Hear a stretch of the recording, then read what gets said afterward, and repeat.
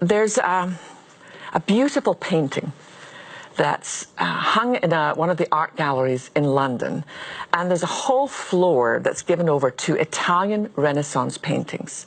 When I was a student in London, I used to go, and there were one or two paintings that I would just literally sit and look at the beautiful detail.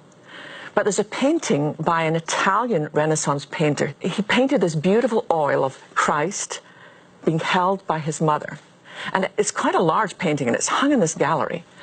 And there's a very famous British art critic. His name is Robert Cummings. And he describes a day where he goes to that particular art gallery, and he stands in front of that painting and he looks at it. And even though he can recognize the skill of the brushstroke, the beauty of the color, he wrote, there's something wrong with this painting. The angle of the mother, the way she's holding her baby, the hills in the background, something's just not right here. And he stood there. It was a very busy day in the art gallery, and he surveyed the painting for some time. And then this thought came to him: what if this was never meant to be hung in an art gallery? What if this painting was meant to be hung in a place of prayer?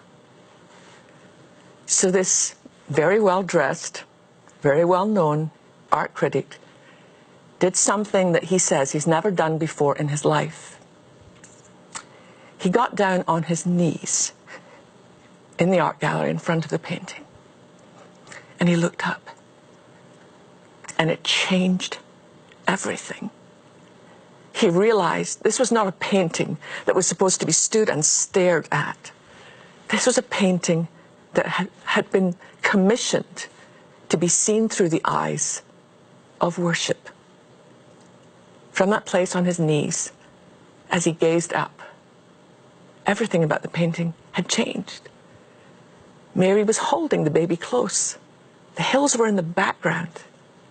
Everything was beautiful because he changed his stance. And honestly, that's my prayer for us this year. We can stand and stare at our world, and all we're going to see is what's wrong. We're going to see what everybody's doing wrong, how they're expressing it wrongly. How would it change your life? How would it change my life if we viewed this world instead from a position of worship? If we got on our knees before we ever headed out the door on any given day, would we begin to see this world with the eyes of Christ?